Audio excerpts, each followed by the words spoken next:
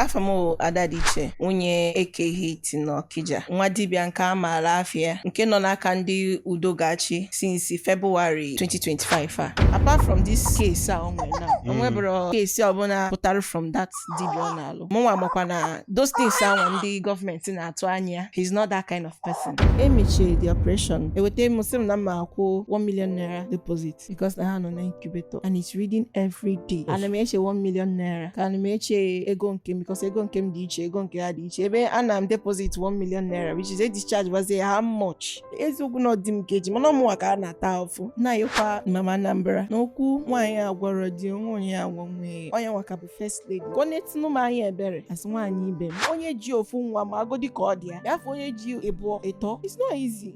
And when you know that you cannot get it, I don't totally go alone. Even since muchalon myself, iji olu na afia maru nke beziokwu nke ka mmesi we kumazia we neje. So all afia meziba, taking care of them in afia meziba. We are supposed to go check up last week, but we did not go.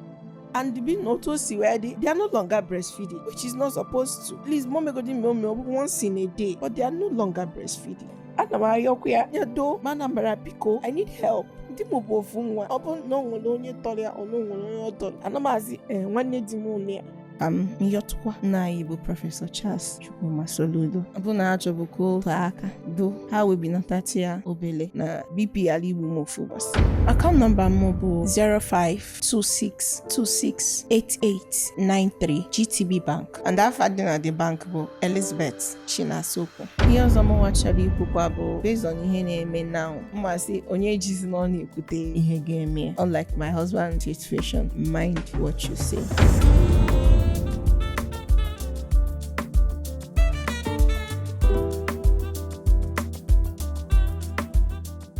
Bam, bam, bam, bam, bam, bam, bam, bam, bam, bam. Ndị be anyị maka isi eme ya n'oge gbam ụmụ ebe anyị na-akpọta ndị ọdịka ọ dị anyị ndị nwere ọnụ eji ekwu okwu ndị na-ekwu ọda agbam because ọ bụ na ọdara ọgbam nwa na ọbụrụ gbam ọ bụkwa na nwere obi etie na-arụ ivi n'oge ma komobodi afa mgbochi ji oke igwe ndụ odogwu bụ ubu ya mba ezigbote nwa aba anyị na-ewetelu na gbam ife dị anya ife dị omimi ife bụ na onye na-esi ka otu aka ọ dị ife bụ na onye bịa ikwu okwu onye gbam ọka anya obi ọ gbam ka anyị na-ekwu ya ka o si wee dị anyị ada ata okwu eze anyị ada ene mmadụ anya n'iru tata anyị nwere nwaada Igbo nne nwaanyị enwere ife dị ya n'obi enwere ife ọkpọ n'ọnụ enwere ife ọ chọrọ ka okwu onye ka ọ daa agbam ka ụwa nụrụ onu ya biko nụ nyere maka ka anyị nabata nụ nwaada akpọrọ Mrs. Adadicha Ada nọ na gbam afọ m na aka ejula eju Adadicha nọ mama ejima ka m nalụ gị ofu ka m kote ofu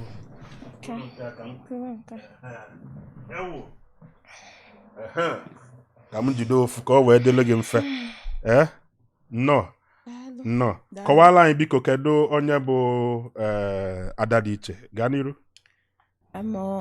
Afamo Adadicha onye Eke Hit na Okija. Okay. Mụnwa bụ nwunye amụle ejimeto. Yes. Okay. Ngwa bụ nwunye Eke Hit na Okija. Okay. Yes. Go ahead please. So anyị bịa na gbam onwe ka ihe si welu dị. Okay. So asị ka anyị bịa ka anyị kwukwe n'ụwa n'ụlọ onu anyị makwa ka o si dịla anyị iji wee bịa tata. Yes. Kedu onye bụ Eke Hit a ị na-ekwu maka ya? Eke Hit a bụ nwa dibịa nke a maara afịa nke ha na ndị nke nọ n'aka ndị udogachi since February 2025 Okay. Before anyị ekwu maka Eke Hit kọwara na ya obele kedu onye bụ Adadicha kedu nwa onye ọ bụ kedu onye obodo ọ bụ kedu ebe a mụrụ ya kedu ebe o toro agbọ and kedu ka anyị na Eke Hit si wee malụ gaa n'iru. Okay. Adadicha bụ nwa ada Amichi Nnewi South. Okay. Ebe a mụrụ m. Amichi Nnewi South. Yes. Okay. Yes. Ntonite n'ọdị na Okija. My name anyị nwa bụ Lagos brought up. Oh, amụghị okay. Yes. Okay, ito na Lagos. Yes, yes. Ka ebe ọ na Lagos? Ebe anyị bi bụ side Ajamgbadi. Okay. Yes. Ebe a ka m gụkwa primary school and the secondary school. Okay. So before nnata ụlọ. Yeah. Anata m abe 10 years now. Okay. Natalo. So 10 years ka ị natala ụnụ ị nata bụ na Amichi. yes. Kedu ka gị na Eke Hit wee malụ? Um, Nke a ajụ gị ya bụ ajụjụ na-ekwu okwu na Mike ka Havana anụkwa efi na-ekwu ọfụma. Okay, go ahead please. Anyị jụrụ m ya, ị gaghị icheta m ihe Ichefu. Love nwantịntị. God well, I go love you. Go ahead please. So, ịma abụ m onye ihe omenala na-amasị. Oh, okay. Yes. Ihe ọbụla gbasara omenala ndị Igbo. Ndị Oyibo kpọrọ culture. I love everything about culture. Igbo culture. Okay. So even mgbe m nọ na school, abụ m onye isi, because abịa na Lagos State, each tribe nwere their own cultural groups. Okay. So abịa na nke ndị Igbo, mụnwa bụ onye isi fa mgbe m nọ na school. Okay. Okay. So I start from there. Yes. Mechie nata m. Mgbe m nata, ihe mekwe njiri nata bụ afụlụ m egwu egedege. Yes. My uncle na-akpọkarị ya ọfụma that time. Eke Theresa Onuorah. Yes. So I fell in love with the music. But some of the dancing steps, but all the time I watch it. So I love everything about it. So mgbe m nata I joined them. Okay. Yes. Agala m Unubi. So Unubi? Yes. Oh. Agala m Unubi. Mụ na ha bili for some time. Okay. Mgbe ha na-akụzili m egwu ndị nke m amụtachara. So I lived with them before I came back to Amichi. Okay. So mana mụ na ha akụkwala egwu well. Because then abịazi m na-esozi fa ịmagonu anụmalụ as a backup artist then. Oh. Yes, I do backup. I also dance because I love dancing too. So ebe anwa ka mụ na ya na-abọsi wee mara. Ka ihe ọ bịazi ime wee fụ gị ebe ị na-agba egwu nyanwa ọ na-etikwa egwu ka ọ bụ kedu ka o si wee fụ gịzi? Mgbe ọ na-eti egwu o nwere club fan nọ bụ na ya then. Okay. Yes. Ebe mụ na ya fụkwa bụ n'Aba. Sorry. Ọ kwere akpụ ihe a n'ọnụ? Achọrọzi ikpu ya. Ndo. Okay. Ebe gị na-afụ bụ n'ebe? Aba. Aba ka Aba? Aba. Ọ bụrụ Aba. Aba nke dị na Njikọ Ọka? Yes. Okay. Aba. Anyị bịala egwu ebe a na nke Ọzọwalụ. Sorry. Ndo. Agụ na-agụ ya? Ụla. O nke gị nke a ka m kụlụ onye ọzọ. Ga nkụlụ onye ọzọ. Okay. Kụlụ onye nke. Okay. Sorry. Ndo.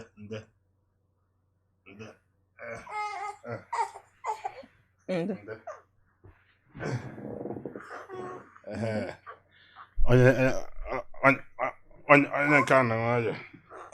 Ife dị n'ejima. Bụ obere ọlụ. Ya. So na Abaka mụ na ya na-abụ ọfụ. Na nke Ọzọwalụ. Yes. Okay. Ọzọwalụ na Aba dibịa bekee. So ọ na-eme emume ya, ọ na-eme every year. So nwere club ọ nọ then.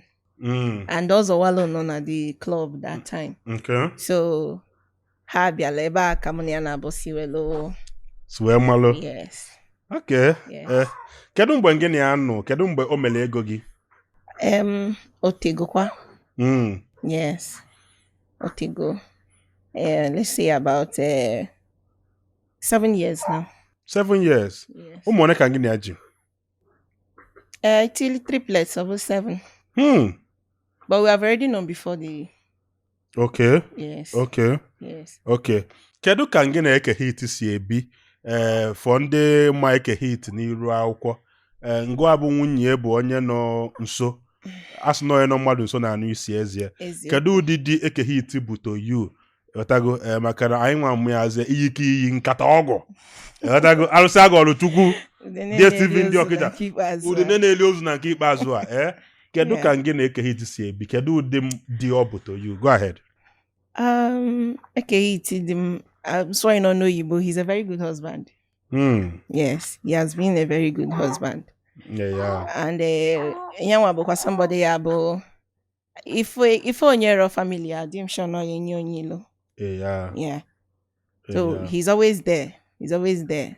And though somebody na bokwambo to make sure that he meet up with his family needs. Yes. In everything on him, his family comes first. Right? Yes. His family comes first. So he's a good husband.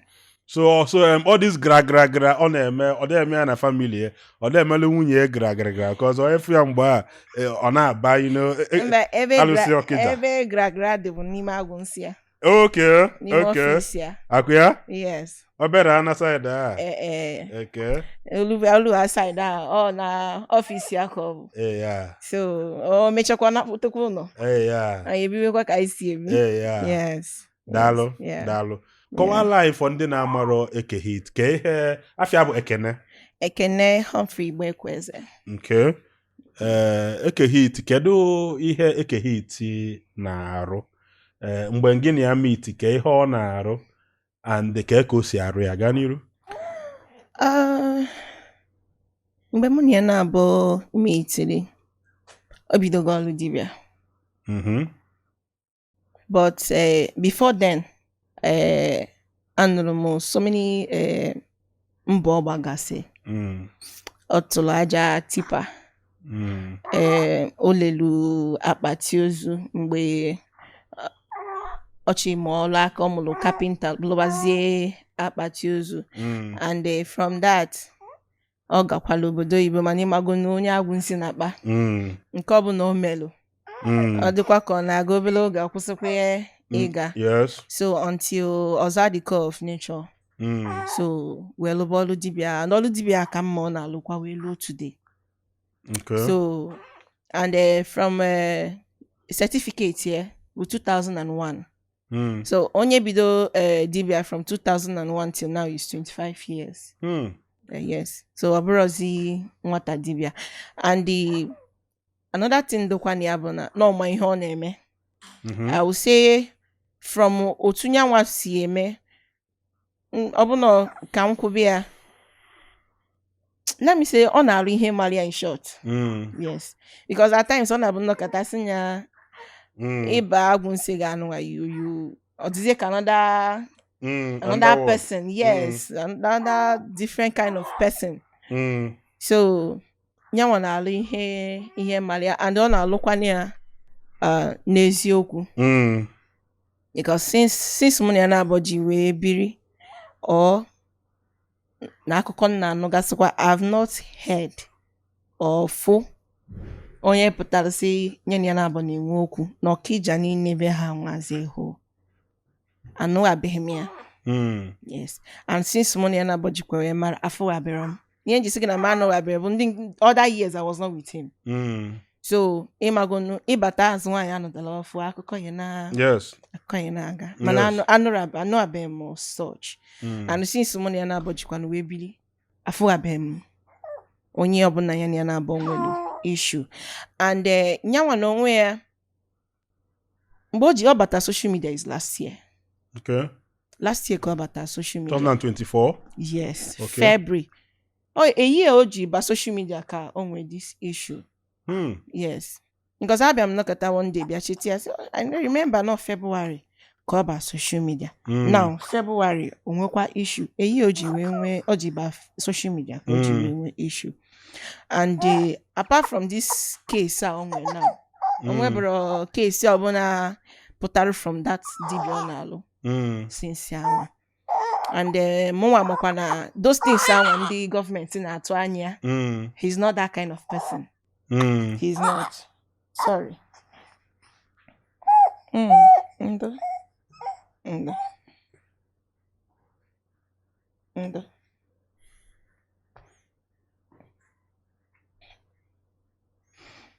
Ọ dị ọkwa izi. Ọ dị ọkwa izi. Ọ dị ọkwa izi. Eke Hit. Ka gịnị a si wee na-ebi? Kedu ka ndị Okija? Okay, ị ga-asị na dibia dị na be ha dị to start with? Yes, dibia dị na be nne ya dị maka nne ya bụ dibia. Okay. Nne ya bụ dibia mgbe ọ dị ndụ. Okay. Yes, bụkwa ezigbo dibia maara afịa. Okay. Before nyanwa n'onwe ya alụba nke ya. So o si na agbụrụ. Because ụfọdụ na-asị na onye gbagide mbọ ọ bụ na mbọ ọ na-agba ekwere aga asị na dibia mara ya. Do you think that that's the case of Eke Hit? No, that's not the case. That's not his case. Yes. Nne ya bụ dibia. Okay. Nne ya bụ dibia. And nya na nne ya na-anọkọ. So I believe na ebe anwa ka o si wee mee ya. Yes. Wee lụbazia. Wee mụta ihe ọ na-eme. Yes. And nne ya amụbara ya dibia. Bịa kụzili ọrụ. Yes. Okay. Nne ya amụbara ya dibia. So and nyanwa n'onwe ya makwa ihe ọ na-alụ. Yes, ọ makwa ihe ọ na-alụ. Because most times ana m anọkwa n'ime agwụnsị ahụ ọ na-alụ ọlụ. Di m abụrụ onye ya bụ onye bịala ịlụ ọlụ si onye ọbụla pụ isi ya. Yes. Napụ elu. Except afa ụdị afa ịmago na afa ngwuru onwe ụfọdụ ihe a yabachi ịgba n'afa si onye ọbụla shift maka ọnụ kọkọkọ. Ka ala enu maka history mmadụ. Yes. Okay. Because nyanwa mmasị gị na ọ tara m usu n'afa. Akwa ya? Yes. Abịa n'afa he's 100%. Because ihe asị na ihe enweghị ihe asị ya ezolu dị m ezolu. Akwa ya? Onwero at all. Onwero. Isi na ọka imechie ya ezolu ya. You'll be the one to tell you zigi why ji meme ihe dị otu a. Ihe imeketa n'ụwa dị mma. Gị na-agwa na onwe ga na-ajụzi onwere onye kọọrọ ya nụ. But within yourself, you know that not also gị nwa nọ mgbe such thing mgbe imele the thing. So how come he knows it? So di ma bro ya na-ezolu ihe because afọ ya bụ one is one. Yes. Kpọọ mmadụ ka ọ bịa kulu nke a na-ebe akwa Gbada. Ka ọ bịa kulu nke na-ebe akwa ka ọ gụgụọ ya. Kedu ka ndị ọgọ gị si etriti gị? Ndị ọgọ gị bụ ndị Okija ha na-anụkwa gị ọfụma maka na asị na ọ bụrụ na ofu onye na-anụ nwaanyị. Na kedu ka ndị ọgọ gị bụ ndị Okija si wee na kedu ka ndị Okija si dị azụ nwunye ndị Okija gaa n'ihu? Okija maka ịbịa n'obodo enwe ndị kwe na ndị ekwere. So Okija ma mma. Okay. Yes. Okay. Adị okay. Okay. Ngwa bịa ka ikulie ada. Kulie nye Inye nne enwere ike imechakwa ka ị bịakwa n'alụkwa gị. Di gị bụ Eke Hit. Ọ sị na ọ bụ DSTV ndị Okija. And kee ka ndị Okija, ị ga-asị na ndị Okija dị proud of him as nwunye? Otu a sị na this is pride of a town na ndị Okija na-asọpọtụ otu a kịta eji wee jidie na ndị Okija na-asịsị hapụ nwanne m etago. Kee ka ndị Okija si wee jidie? Iji hanki? Bịa da weta m hanki ahụ. Wetara ya hanki. Na ọ bụrụ sọsọ gwa ka anyị na-eme interview. Na-eme interview ka nkụ. Ụmụ ejima interview. Go ahead. Okija, they're proud of Eke Hit. I'm sure of that. Okay. Because all mmadụ hakobo. And onwekwa na onye be ha gbatalube ya si ya nene ka o si wee dị nke ala ime n'ọdị ya. Yes. And amatakwa m Okija as people na-agba ọgụ nwanne. onwe afọ a na-akpọ ha si eri agba ọgụ nwanne ha na-agba ọgụ nwanne wee so they are proud of him. Dalo. Then me, I'm proud of him too. Of course. Kedu achọrọ m ịjụ gị as nwunye kedu ụdị ọrụ Eke Hit na-alụgasị? Kedu ụdị ọrụ dibịa ọ na-alụgasị? Ụdị ọrụ ị ga-anọ ọ na-alụ yotago maka na nwunye pastọ ma nọ pastọ, nwunye dibịa ma nọ dibịa, nwunye ticha ma nọ ticha, nwunye kidnapa ma nọ kidnapa, nwunye ori ma nọ onye ori, nwunye yawu ma nọ yawu, nwunye onye ala ma nọ onye ala. Kedu ụdị ọrụ Eke Hit na-alụgasị as dibịa ọ bụ? Di m na-agba afa ngwu. Okay. And ihe ọbụla ọ gbapụtara n'afa bụ ihe ọ ga-alụnwu ka ọ ya gwa gị na ya ga-alụnwu. Nke ọ ga-alụnwu ọsọ gị jikwa onye maara ya. Okay. Yes. And ịma ọrụ a machara m afọ ya mana ama m na ọ na-alụ ọrụ ọfụma. Okay. Yes. Ọ na-alụ ọrụ ọfụma. Especially ọrụ ọbụla gbasalụ ọrụ ezinụlọ ihe emelụ na gboo. Okay. Yes. Like it correct gasị errors emelụ ndị mbụ emetaro. Yes. Ọ na-alụta ọrụ ngwu ọfụma. And nke a bụ nke ọ na-alụ steady. Yeah. Yes. And ịlụkwa ọrụ ọbụla bụ ọrụ dibịa so amara m mana nke mma ọfụma m na-esokwa aga ngagolu bụ ọrụ ngwulu anwa.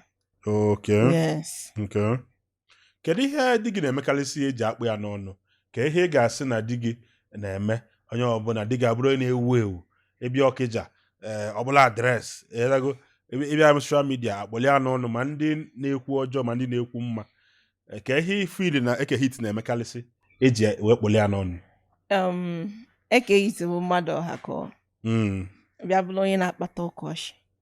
Gịnị ya na-abụ n'ọlụ ịma nwe BP. Thank you.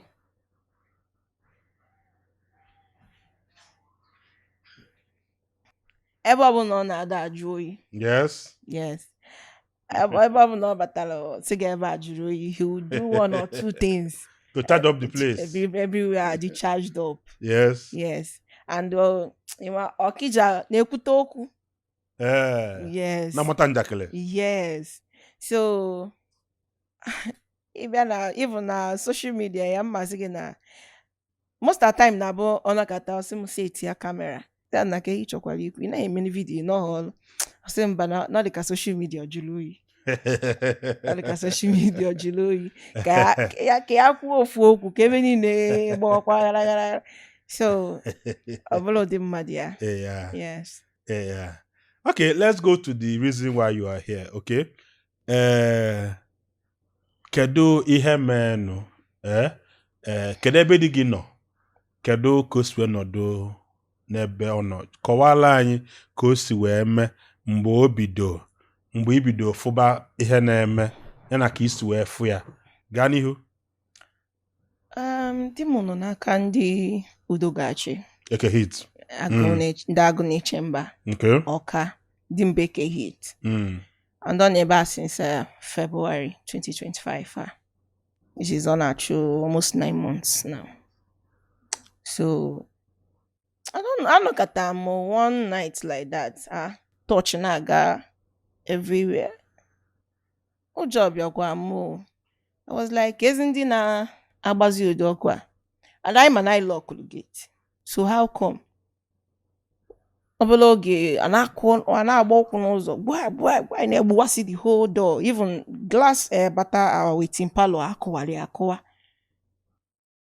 Nwa ebe m nọ ịmago nwaanyị dị ime tension ji mụ obi m na-eti rush wagodi ka m bagbugodo ụmụ m n'ime room ebe ha nọ na children's room ka mmalụ ka fame m nwee na rush jezi ebe ahụ agbawapụgo our entrance door.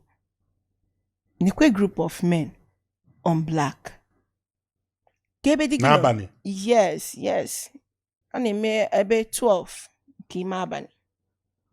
Kebe di gị nọ si Onuorah kebe di gị nọ ihe ekwu okwu na onye nke ọzọ si ya ọ dị ime o, like onye nke ọzọ chọrọ iti m ihe o si ya the other man si ya ọ dị ime hapụ ya. Madam kebe di gị nọ si ya na Onuorah and di m anọrọ ya asị na m na asị ha ligoro enu ceiling. They turn everything upside down. No matter the funny thing bụ na di m a na-achọ ama na di m epere ọnụ mpe nke ịba Ghana must go. But they had tolo the whole bags there, both my school bags, Ghana must go there ban pack is ihe nwa.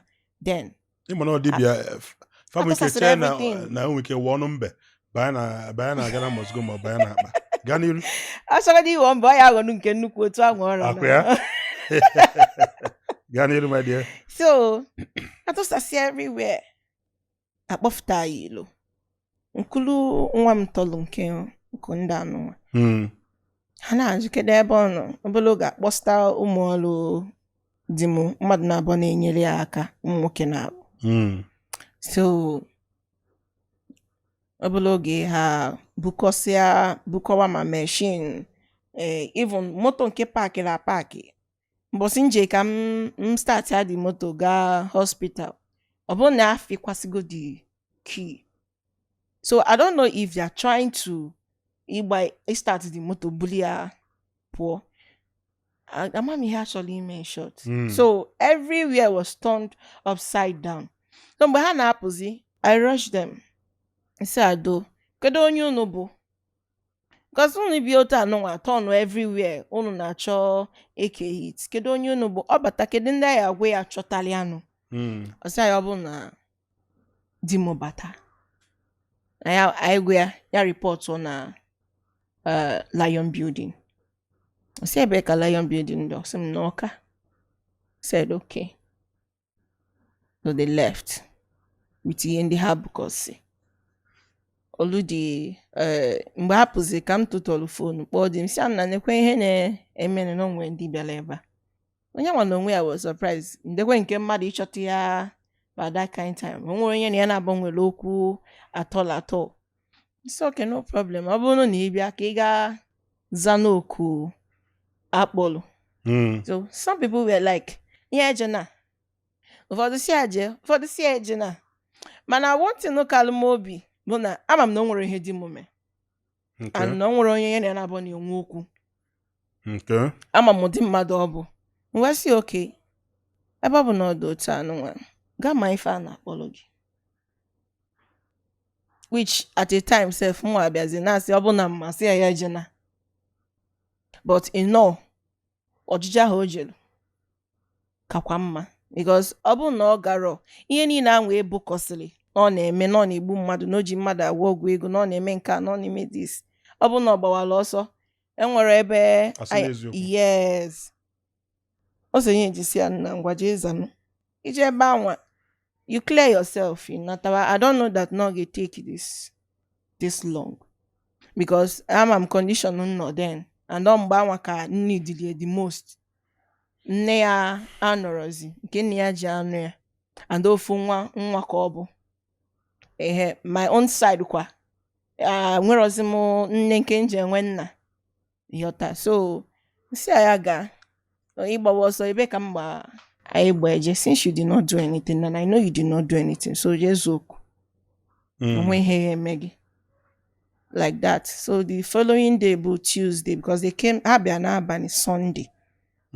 Olu on Monday morning hachiyatakwa azụ mbụ ndị udogachi hachiyatakwa ha nọgidekwalo ọgba ebe efife fapụkwa before di ma natazia and nata adi m nata bụ on Tuesday.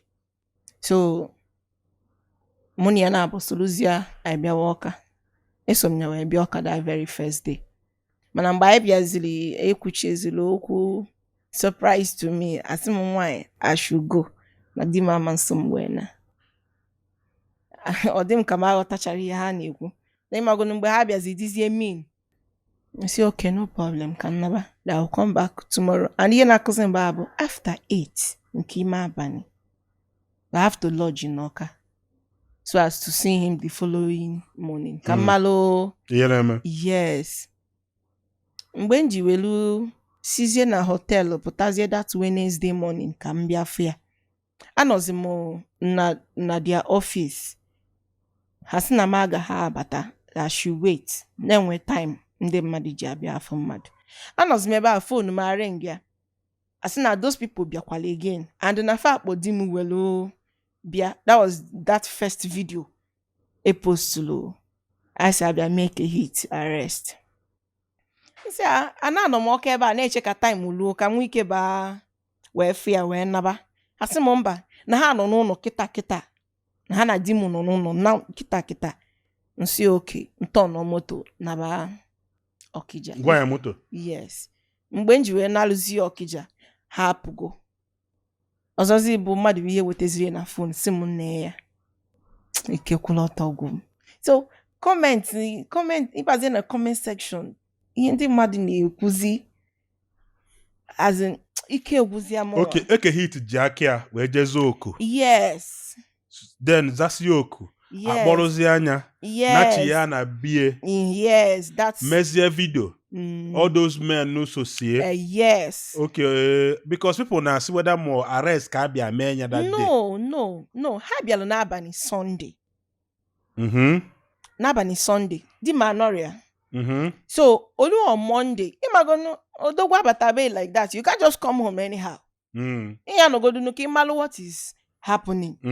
That Monday, Obataro that Monday. So that Monday aka ino na-ekwu ogeje kono manje. Iyota. So finally nyawa no onwe ya si okay. We concluded ngwa keje. Si okay fine, that is good. So iya mbosi abialo oka bụ on Tuesday.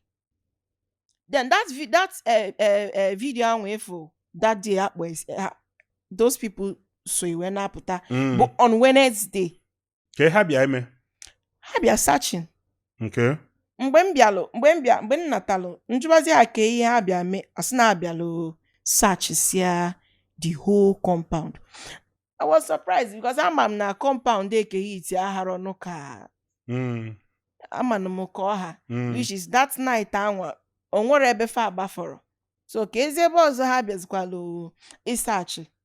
But then oda amapumobi because amam no nwere ihe dị njọ dị m na-eme. Ịma abịa n'obodo enwelu ndị ọma enwelu ndị ọjọọ. Definitely di meso na ndị ọjọọ. Yata. Okay. Yes. He is not perfect. Mana for that one ha na-achọ iji mmadụ agwọ ọgwụ ime nka no. That very video ọ gba okwu nkịtị ọ dịzị aka onye nọ bie abịa makpu ya makpu. No, ọ gbara okwu nkịtị. Ọ gba slippers na. Yes, okay. Yes. Ọ gba one dark blue slippers. Okay. So inere anya of me iman fear. Yes, mba. Okay. Ọ ha nwa bụ ihe kpụ ya wee bịa. So that video abụ mgbe ha na-apụsị apụ. Fem ha search chego ife niile fachi search pụwazịa. N'uche gị now ị na-efili na azụ onye je eza oku na ịbịakwa be unu mebe video.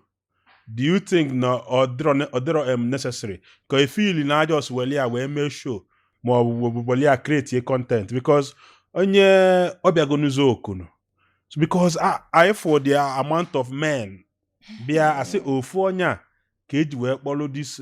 Yes. So kita in ekwu now some people ga say oh ihe abodi ihe abia akwado we bia ka we if feel na not the necessary. I'm asking on the necessary or not the unnecessary because maro moto ha nwa no nwe ha si kwado. You maro ihe ji we menya. Amaro mi fefa ji we menya. No problem. Enwego since mgbe a ka ihe azunwunye ka ihe agwa gị na ha na-achọ n'aka Eke Hit ka ihe bute the whole thing. Mgbe after that day ha bịachalo he made that video. Then another time ha bịakwa after 2 weeks. Ana m swap of a moto drive na gate. Nsi n'okpuru gate n'anya fo nnukwu taya moto. some people not at the house. Onye ọbụla gbawa ọsọ. After the arrest? Yes, after the arrest. Okay. After 2 weeks. Okay. They later came back. Okay. So, mgbe abịa akwụsị, ịmagonu ụdị ihe ha meziri na omezi. O nwere ọzọ onye ọbụla dị at peace. Even at that time out, someone alalụ n'ụlọ. Onye ọbụla gbawalụ. Everybody pụrụ. Mwa, o nwere ọnụ ihe mma mmemme mkpọkọrọ ụmụazị nọba be nna m because of na di m nwere issue. Ihe kalụ m obi bụ na o nwere ihe ome. O nwere ihe ome. Akpagharịchakwa all these things ha ga-ahapụkwa maka onye enwe ihe na-eme onye aka ya dị ọcha. So that day ha bịa mfụkasịa na-agbalụsị hand gloves ngakwu ya ndị etinyere ya handcuff wee join na aniti gị ka eji eti gị handcuff. Are you a criminal? Onwe ya afọ gị n'aka. Ọsị m na ya mara na ya ma na otu ha si alụ. So abịa ba n'ime agwụ nsị ya na etekisi samples both ma ite alụsị ya if everything there ba both blood stains there ba fa wee kọlọsịchalịa ha chi iji mee autopsy. So even some of ụfọdụ ọgwụ ekechede ha tọpịsịchara ya sị na ga-ama ma ogwelisiri anụ arụ mmadụ kechisie ma ọkpụkpụ mmadụ kechisie and ha na-emebi ha na-atọpịsị eji masị ha na ihe anwa abụrụ ọkpụkpụ mmadụ ihe ahụ mgbọrọgwụ na mkpa ahịfịa o ji alụ ọrụ. Mana ịmago na ị na-akọwalụ fa ghọtara otu anwa until ha mee otu anwa dị ha n'obi which they have done. And since ana m ege ntị ka m nụ the result na-enwetara ihe dị otu ahụ na-enwetara ihe dị otu anọ. Yes. I've not heard. Okay. Because one onwe mana they can't find such thing. Okay. If you do not test ka ha bi ime that day. Yes. Forensic test. Yes. Anụkwa m dị oyibo. Yes. Forensic. So mana since anwa afụbeghị m result. The findings. Yes. Digi bịara interview. Ọ bịa agbam. Bịasịa agbam. Mgbe I post to the video dịka after ka I post chalia ka abịa kpolo nya bụ nwoke. Ka eyi nwee ikwu maka agbam a ifili no interview a ọ bịa mgbe a ma eji wee kpolo ya nke iji bụrụ mmadụ. Mgbe ya na-eme nwe video na-efe that time. Ebe ọ bụ na ị nọ na Tana Eke Hit. Ebe ọ bụ na ị nọ na ta Eke Hit. But sometimes na bụ nnọta some people na-amara na mbụ nwunye. Ha kwube ha na I'll just sit na-ege ihe ha na-ekwu. So mana auji jụrụ mụnwa na onwe m mgbe those videos na-efe ka nsị na nọ ya mbaba bụ onye so welu no video bụ ihe mere eji eme di m arrest. Yes. Ekwulu m ya na video na ọ dịka ya mbaba ya mbaba tọpụtara nwa behavior lako his man. Yes. Ihe mụnwa na onwe m chelu. So the next adjourned date is on the 25th. Thank you. This is the 5th client that has called me for land dispute. If you want to buy a land that is devoid of land dispute, go and buy from Pine Leaf Estate and Properties Limited for your peace of mind. For those of you that will not listen, that is why I am here to attend to you. Keep bringing the cases. I'm here. Digi nwecha interview o mecha ma ebe o se na ọ dịka interview ọ bịakwa ebe a enwe nke ọ sị m na mụgị onye ọ ga-egbu ka o gbuo ya na ka mfu ya n'anya mụ just mụtụ aka. So people asị na onye nke a na-egbu mmadụ ịghọtago nwe nke ọ sị na ọ na-alụlụ ndị na-atụ mgbada ọlụ ndị na-atụ mgbada ndị na-eme yawu ndị na then na ọ bụ na ị na-agba ashawo and then ashawo ị na-agba ada aga nge bịa ka ọ gwọlụ gị ọgwụ ka ikpufuba gị ụfụ ụmụ ihe a ọ na-emechi ya and ọ bụ na ọ na-eme ya ifili na ihe dị mma gaa n'ihu. The interview ọ bịara eso m ya wee bịa. If you can remember. Yes. Eso m wee bịa na anọ m emechie the whole video. Edition is wee bịa that second one. Okay, no, I am the second one. The first one. First one, you know. Okay, in case you see on your book, the second one. Yes. Okay. Yes. I saw on where that one. Yes. Maka na that first one obia. Ịnọ n'akụkụ ọchị ikwu some things si ya biko daddy nwayọ. Mana the second one also sosia yi wee bịa. So anaya mere okoye ọbụla chọrọ ikwu. So abịa na that one. Dimo adagwalo ndasha wogo. Okay. Dimadi Igbo mmadụ. Ebu ụzọ gbuchie n'ọkụkọ gbuo ewu echọwa mmadụ ọ na-egbu. And ke ihe kpọrọ ya ndị na-atụ mgbada. Ndị mmadụ alụrụ fọlụ. Mana ịmagonu onye ọbụla pụtara iru akwụkwọ. It's not like you're advertising your business. Amansi. Onwe people ya bụ hapụta ile ọgwụ taa asịghị na ọ na-agwọ ihe niile dị n'ụwa.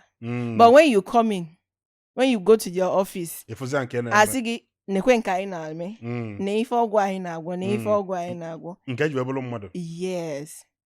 So all this ones he kwuru now afọgabeghị m ya and he's not doing it. Efobe ya na ashawo di gị gwachara ọgwụ Igbo afọbịa afọ. Adadicha. Mgbe o mechiri that video. Anọrọ m mbọsị o mere that video. Anọzi m obere oge ife ọnwa na-afịa na Facebook. Ọ bụrụ na ị na-agba ashawo mma gwọrọ gị ọgwụ ikpu na-afụ gị ụfụ. And that voice bụ voice dị m. Nsị aka onye kwuru okwu a asị Eke Hit. That day o mechiri the video mbata ọsị m na-ene the video but I was busy with something that very day. So see I go the video I know ihe na-eme. So I did not go through the video. I got me on a check call m then. No sị mgbe nnuzi ka na-ekwuzie ịmago anụgo m voice or voice dị m. Nsị I go come for that video. Mgbe nnu the thing. Hey, nnọkọta m nakpọ n'ime si nna. Nke a ikwu. Social media ga-agbawakwa ịbụọ. Ọsọ ya chọrọ. Ebe niile na-ekpo ọkụ na social media juru oyi. So, I don't make what then. When ndị kpọrọ ya na phone. Because mụ ya na-abụ na anọ all the time. Most of the time, mụ ya na-abụ na anọ. So, the last call nọza, bụ lady kpọrọ ya na phone. Si ya, na ya chọ ka ọrụ ọrụ. Di m si ya ka ọrụ chọ ka ọrụ ọrụ. Si ya, na ya nọ street. Di m si ya nna, agụrụ ọnụ m akwụkwọ nke nji amasị nke bụ na ịnọ street. Gịnị bụ na ịnọ street? Asị ya na ya na akụrọns. Ya sị oke nye anyị na-agba n'ọsọ. Asị ya no. Asị ya kọwara ya n'onu Igbo na ya bụ onye Igbo na ya agụrụ akwụkwọ nke ịghọta okpokpo Igbo ọ na-asụ. O wee sị oke na o nwee vidiyo ọ fụlụ. Ọ sị ọ bụ na onye na-agba ashawo ya bịa na ọ ga-agwọrọ ya ọgwụ ikpu a na-afụ ya ụfụ. Ọ sị ya ehe kịta ka ị kwuru okwu. Okay, ị na-agba na-ashawo. Ọ sị ya yes. Even the way o si za the call, ọ bụ na onwe onye ọka abụ with otu o si eza the lady call, the lady kwesịrị cut to the call immediately because if you go na this person is not serious. You got that? So, ọ sị ya yes, na achọ ka abịa gwọrọ ya ọgwụ ka ikpu na-afụ ya ụfụ. Di m wee sị okay, no problem. Not the very simple, na ị nidoro dị ịbịa abịa. Ọ wee sị ya ego one ka ị na-ana na short time. Ọ sị ya short time 50,000. I say so otu anya no kita ya agụrụ 50,000 naira nye nwanyị. I say how many hours bụ short time? I say 1 hour. I say hi. Imagonu enwere okwu di m ya bụ ochi ikwu taa amaghị njakịrị na yọta. So nye ya na bụ ikwugide kpagide ọchị kpacha wee sị ya na ya bụ ọgwụ na ihe jiri ego agwụ ya. No need rọdụ ịbịa bịa n'ebe ahụ ọ nọ. Nye agwa ihe ọ ga-eme. O mee ya ozugbo ikpu afọba ya ọfụ. So the lady was like, okay, ngwa ya nyagwa ya. O si oje afịa chita ose. Wini ikpu ya afọ ya ọfụ. O si ọ na ijele je gotere ezo. Ni gotere ezo kịta anụnwa ị ga-ọsị ya n'ikpu na ọ ga-afụ gị ụfụ. The lady was confused. O si ya no watakwa ihe ọ na-ekwu. O si ya yes. Yes ya ukwe Eke Hit ka ihe na na-abụ na-ekwu. O si ya yes na Eke Hit.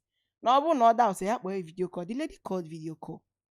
So mgbe o ji zachazie that video call a switchizie to normal call. So ọ bịa gwazie the girl say na akwụna abụrụ ezigbo ọlụ.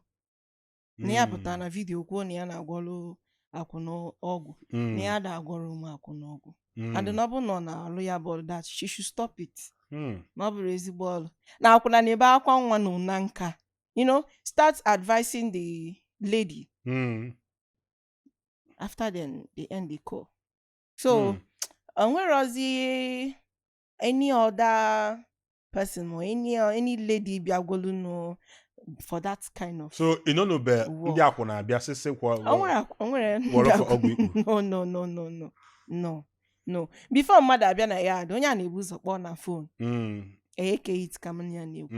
Nye m address achọrọ m ịbịa. Yọta.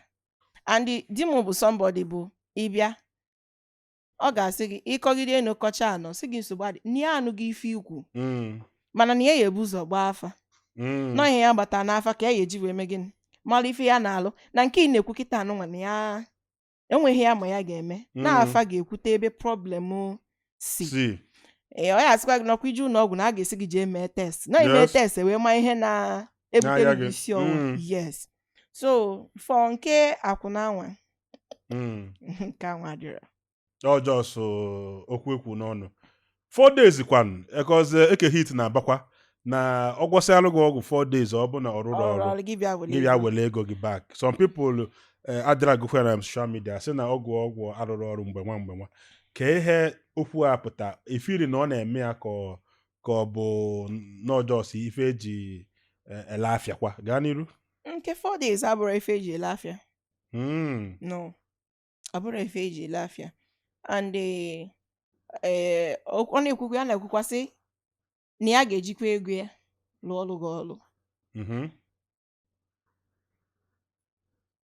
So nke 4 days abụrụ ife eji achọ kọstọma maọbụ ihe a na-ekwu n'ọnụ ma ọjọọ igbo ọnụ because nyanwa ma nke ọ na-alụ and nke ahụ ọ na-alụsi ya ike. Yes. So ọ ya nwa and enwelu chi onye ahụ just kesie ya ike and chi ya na-alụrụ ya ọlụ wee.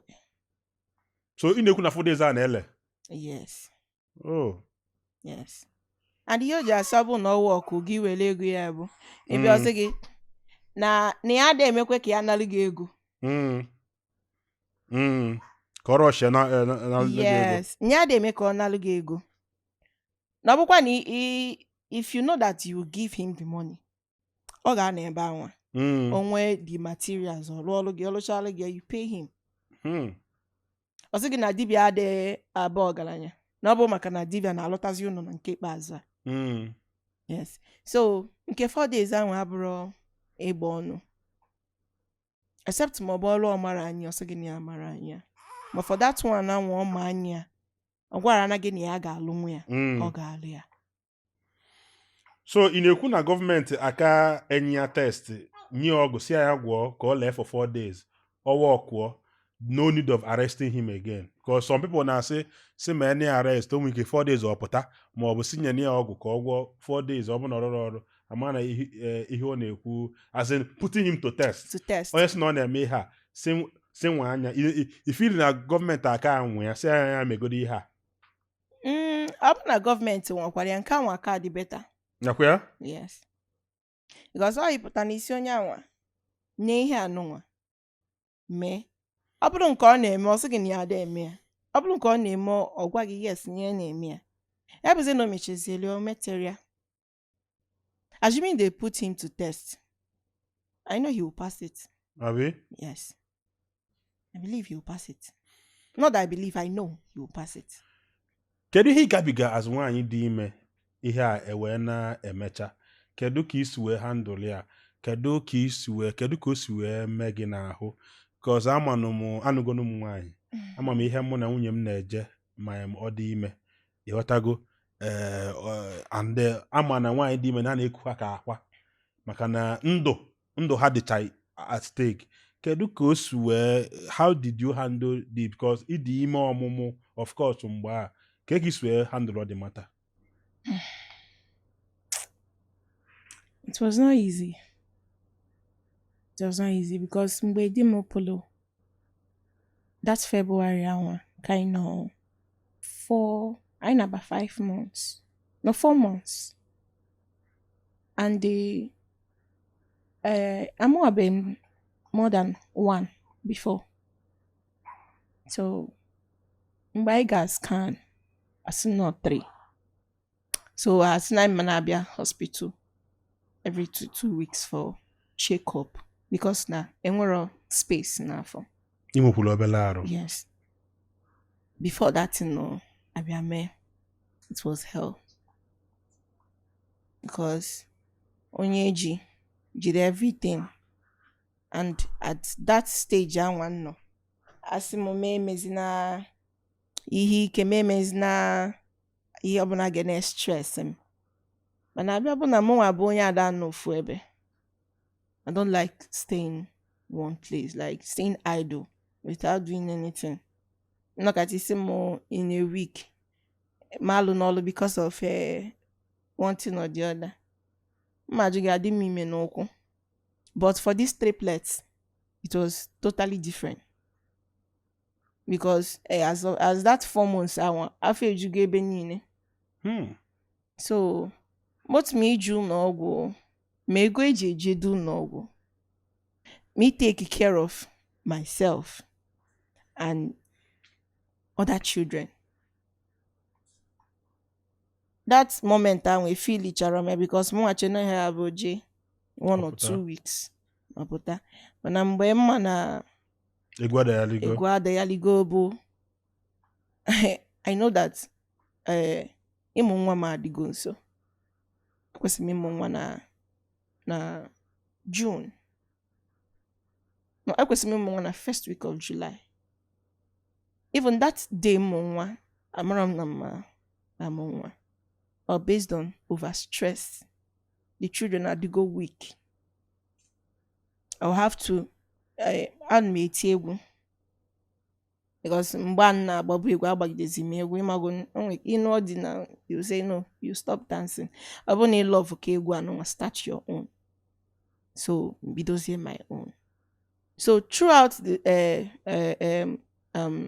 Easter season, ebumafi manwa agia both night and day. Agebe. I got all. You're all okay. Yes, I got the performance. Some of the videos in the were perform on stage.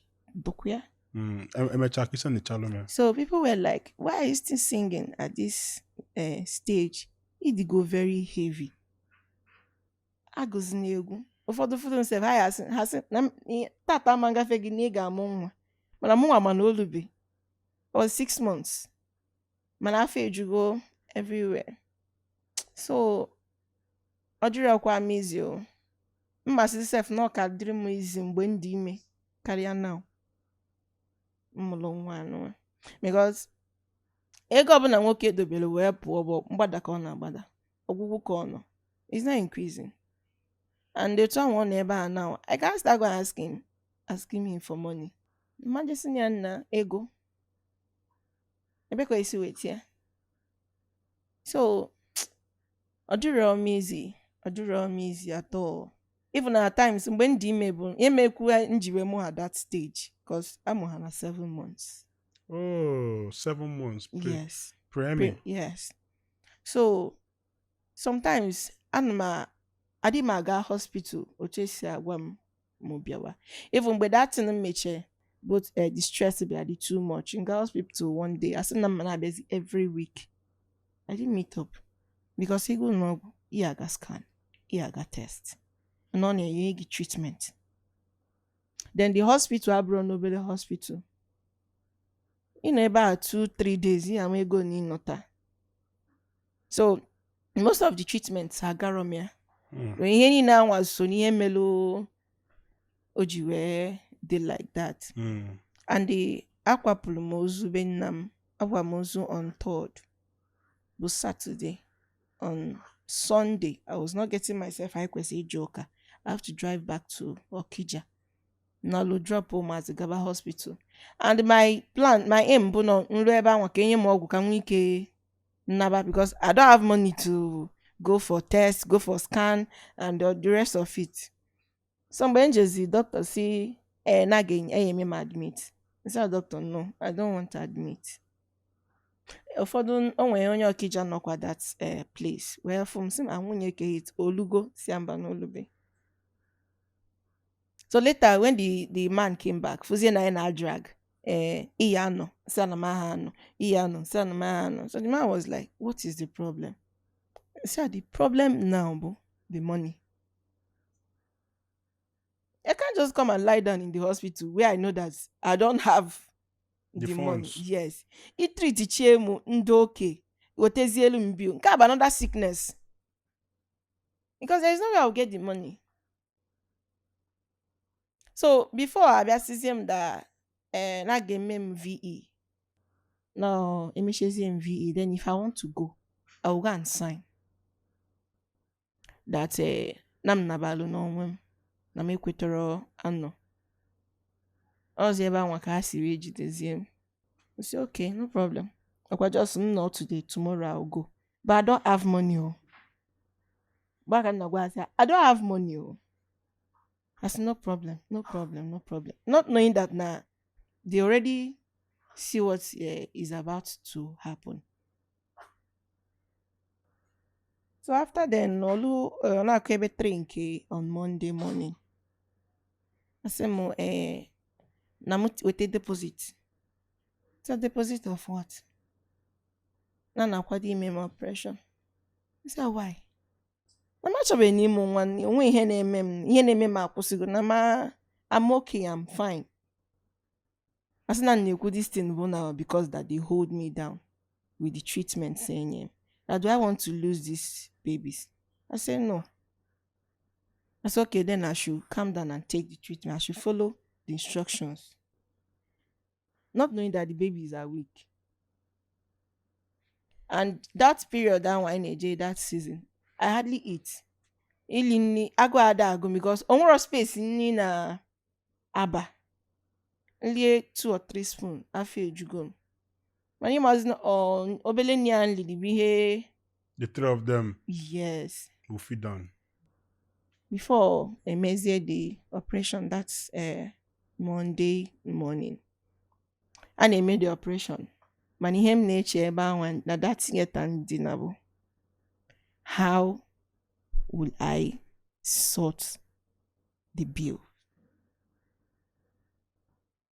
Even the deposit before Abawa theater.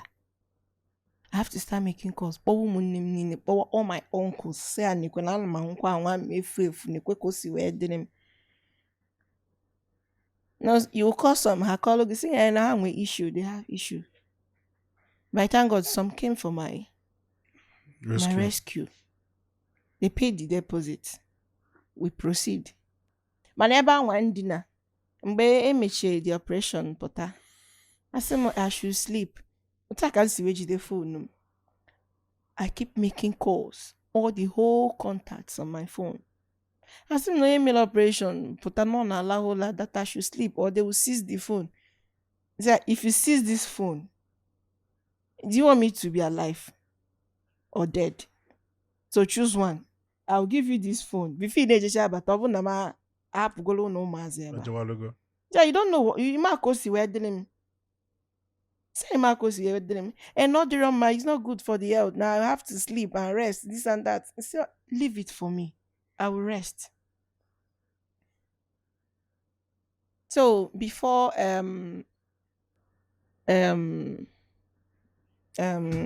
what's his name? Igwe Credo now came in. So Obia and when we video ball na social media na nwunye Eke Hit molo nwa and no na hospital which now kukwelikosi were dealing then. Before Igwe Credo came in.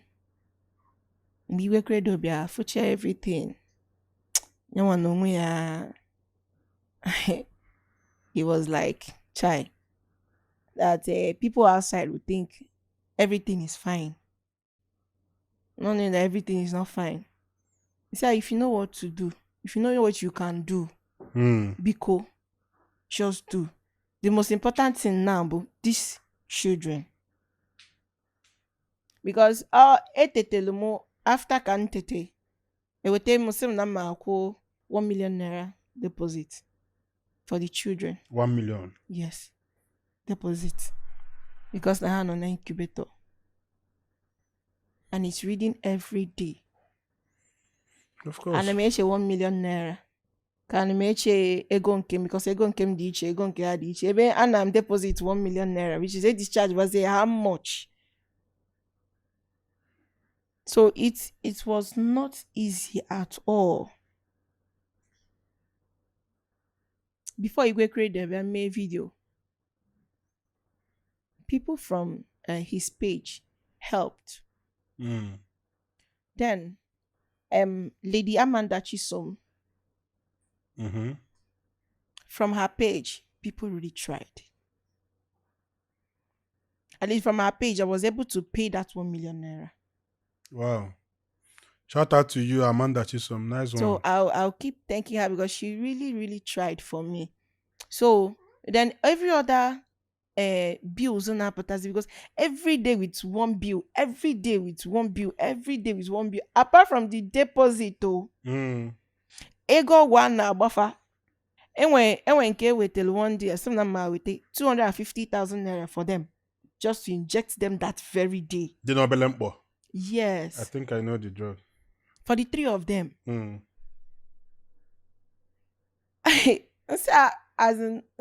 This 250,000 naira, where am I going to get it? But upon where are you going to get it? Because them they are doing their own job to make sure the children are okay. And they really tried for me because abroad ego can wait a lego. Manon when hospital agabo, they might leave the children in be with the lego. Obi Jackson Hospital. Oh. Okija. Okay. Oh. So, but even Name wetoro the ego, anagbafa the ogo. Just to make sure that they are okay. From incubator to oxygen. From oxygen to incubator. So, the thing bialo. It's in Yelmezibo Nsobu.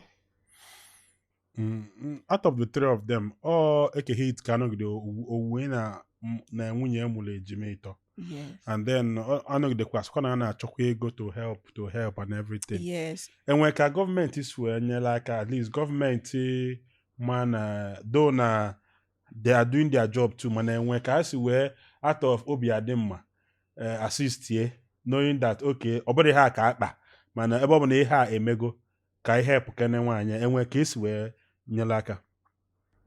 No. Onwere dika mmadụ esi wee bịa sị m na ya.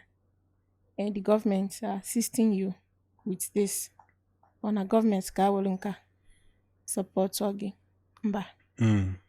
Onwebero. Even mgbe m nọ na hospital, which I cried out to Mama Anambra. Mama Anambra, okay. Yes. That's Munye Soludo. So hoping that the video will reach her. Okay. And maybe she will help in 1 or 2. But no. Even to Women Affair. Miss Obinabo. No. I did not hear from any of them. The government is not happy with your husband, and they have their reasons, and their reasons are actually public. Now also, awole omwaz. Iwike na-eme ihe as just cruise. When some people are taking it serious. Yes. Otu agita osu okwu ndị ashawo. I confirm na a lady called her on the phone. Ụfọdụ nwere ike fama na phone wee malụ no just amansi ka ọ na-eme. Ọsụ na ọ na-agwa ọrụ ndị na-atụ ọrụ ọgụ. Nge bịa kịta ka ọ tụọlụ gị nge gwa onye ọ ga-egbu ka o gbuo wetago. And then o nwekwa statement gọọmenti kwukwa one time that onye sị na ọ na-agwa ọrụ mmadụ ọgụ ka o nwee ego na nwa ya nwoke na asavụ n'ebe a na-ele nri n'Owerri. Onwe nwa Eke Hit na-asavụ ebe a na-ele nri n'Owerri. Okay, maybe it's not about Eke Hit then. No. Do you think that the government is in their right saying that some of the things he's saying, he's actually deceiving the young people and then spoiling the name of Anambra State and encouraging laziness and then discouraging hard work. Go ahead. I want to make healthy living a culture in our society. The time to make exercise, you sweat. That sweat is very important. Ibana garden, bela akwụkwọ very natural food. Or if your body need it, just new day to chukwusike. I would say the government, none of their right. Yenji kuna fa none of their right is Ima asị ndị mekanik ekwazi ka amaloke ndị bụ ndị ala. He's using it for cruise. He's saying it for cruise. He's saying it to shake the tables. Okay. So I believe no time the government battle to the case. They will know that Odiro Tuama. Yata. And the oya one no as for my husband's case, Muafria Odika Ada Canant. Where? Yes. That is, you're not doing this, stop saying it. You're not doing this, stop saying it. Because yes, I believe with you that anything not put on social media.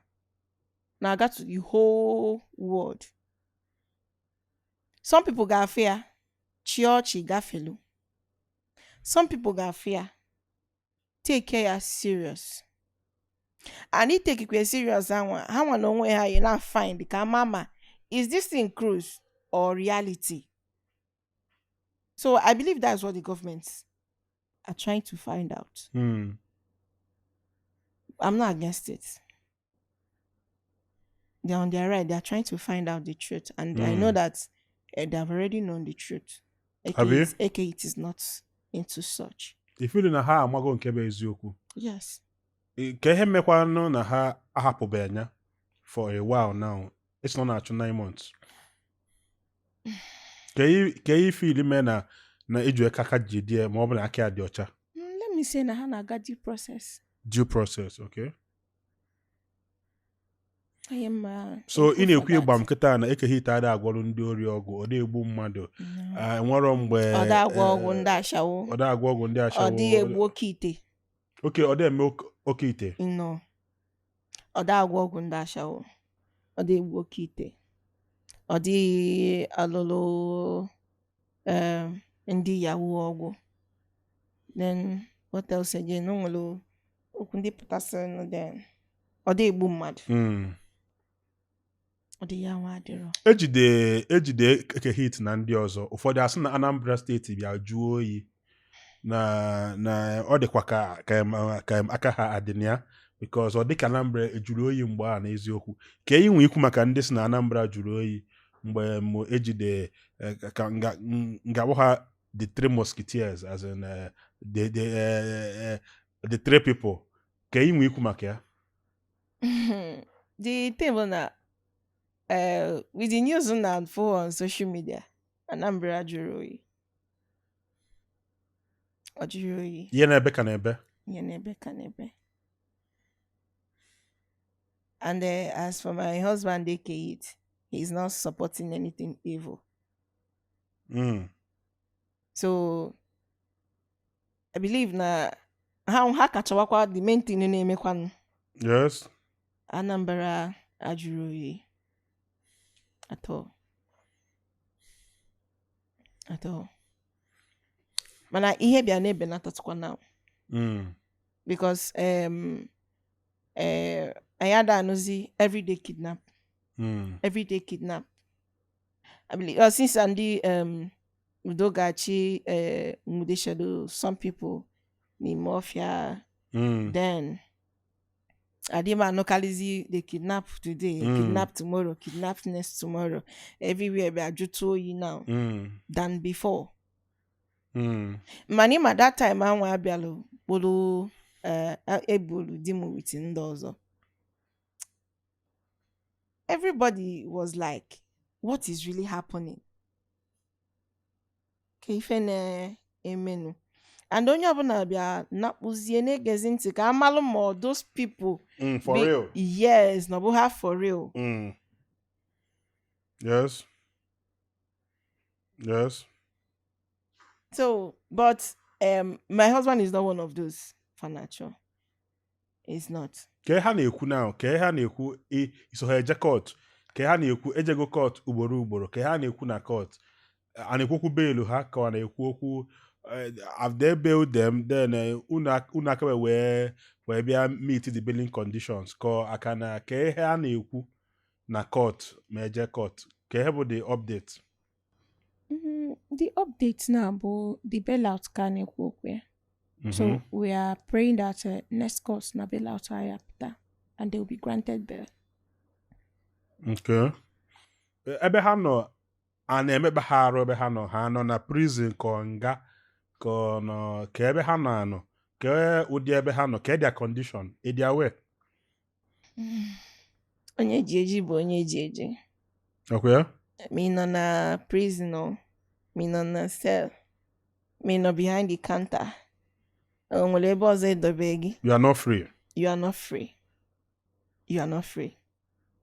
Onye ji eji bụ onye ji eji. How have you been coping without the man of the house, the breadwinner? Kedu ka isi ekopu you now? Ama na onwe kpọ mụ the other day sendekwa ego milk. Iwatago. Kedu ka isi ekopu without the head of the family, without the breadwinner? Afọ mụ ka isi achị ejime ịtọ wee bịa na my office. How are you coping? Ka o si dere gị kwuo okwu n'onu gị. Adịrọ m easy. Adịrọ mfe. With the help of people support. Because na ejima na akpọtala onwe ha mmadụ na ha bụ celebrity onwe ha. Yes, it's true. Mana whereby na onye na provide anọrọ standby ọ na-ebu aka. Ọ na-ebu ezigbo aka. And also n'ihe nji wee bịawa na agba m. Maka asị onye kwu ebe o si ahịa amala etu esi enyere ya aka. The time m nọ na hospital emere m video I call on Mama Anambra to come for my rescue because that time ọ dị m ka mma anwụ. Ọ dị ka mma anwụ echiche ana m echiche onye nọ na that kind of pains nọkwa na echiche every night. I will not sleep because o take him 5 days before we ga na NIUC ebe mazan wee bịa for her. Ano senye njiwelu kpọọ ya oku that time for her to come for my rescue. But I don't know if no Ludiant. And that time anwa akpọkwa me yokwa ka enwe ike rapu dim ka bịa take his responsibilities. But I'm not sure that she heard it. So also n'ihe njikwa welu maybe at this time. It's not fair. Ọ dịrọ ọlụ m easy. Ọ dịrọ m easy, especially onye nke anọ nwa na-aya arụ, onye ọzọ na-aya ahụ. All of them, everything na-eme ha at the same time. They wake up the same time. Onye ọ dị nnọọ ka onye anụ ha n'onu ibe ya okunite maọbụ arụ ọkụ le ha n'onye anụnwa ọgwụ ibie arụ ọkụ na-elekwa ma ahụ ọkụ elebe onye ọbụla ị ga-amụ anya abalị dị ya na mgbagharị dị ya. Some and my daughter the 12 years. Nobody else. So Odira means at all. And I'm still calling on her. I can not bokwea. As far as this Ochichika the consign, Oya wakabu first lady, nya wakabu mama Anambra, nya wakabu mama anyị. So ana m ayị ya ka ọ na-etinu m anya ebere As nwaanyị ibe gị. as nwaanyị ibe m. Ịmagonu ka ọ dị onye ji ofu nwa ma agodi ka ọ dị ya. Bịafụ onye ji ịbụọ ịtọ. It's not easy. Ijide 10,000 naira ị ga-enwe ike I sustain good with ofu nwa malizie ma ọ dị ịtọ. And when you know that you cannot get it, I don't totally ego n'ilo. Even since mụchalụ nwa sef to ije ọlụ na afịa marụ nke bụ eziokwu. Because I would like get ka mmesi wee kuku mazi wee na-eje. Onwe ho. So ọ na-afịa m ezigbo arụ. Taking care of them na afịa m ezigbo arụ. We are supposed to go check up last week, but we did not go. Anyị agara. Ebezina. So ana m ayọkwa ya si ya nyado mana mbara biko. I need help. Ndị m bụ ofu nwa. Ọ bụ nọ like no nwere onye tọrọ ya, ono nwere onye ọ tọrọ. Ana m asị nwanne di m ụnụ ya. My people have helped. We help. As na akpọgide go ma akpọgide ha. And the thing na whenever I call them they answer. Mana onwe ka esi wee kpọgidezie mmadụ ụta anụnwa. Ịtụ takwa phone ikpo onye ahụ ike agwụ gị. Amichi has been trying. Amichi. Yes. Amichi na try. As in fact me do. As in it ya me emero me expect. Mana otu onye jikọ ya emen. Mmadụ ama mme carry on n'onwe. Yes. So ọ na-afịa m arụ. Ọ bụ na di m nọ abụrụ n'onwe this issue. Like I said in the other video, ọ bụ na di m enwere issue. You will even see me on social media talking or crying. Di m ode mmadụ ọ bụ. Kama o nwere onwe obidi ebidi. Just ka family ya had okay. As a breadwinner, Onuorah, nobody else is there. Yes. And the more actually iji ohere anụnwa wee kpọọ ndị Okija. Ndị Okija bụ ndị na-anụ m ndị di m. Olalugo. Ka ha na-afụ mmadụ ịtọ.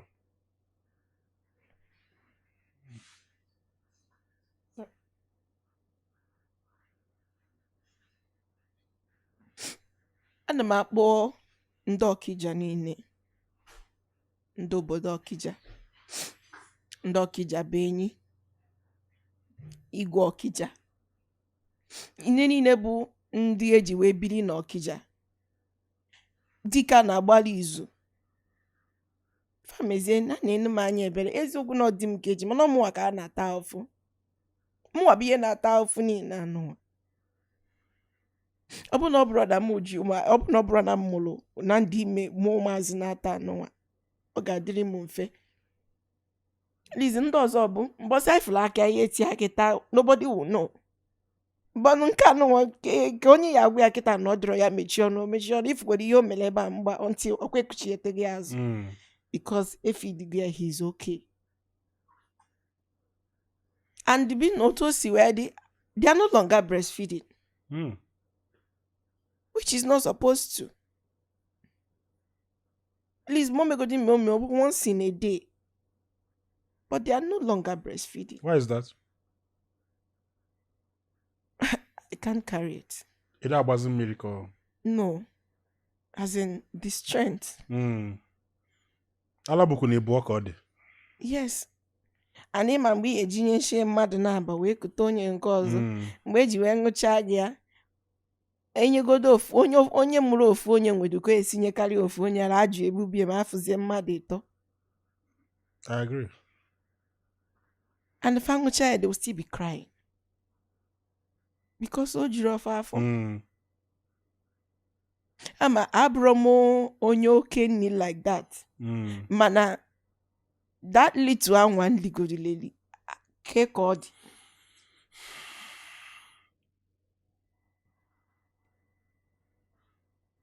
Please, what are the three now?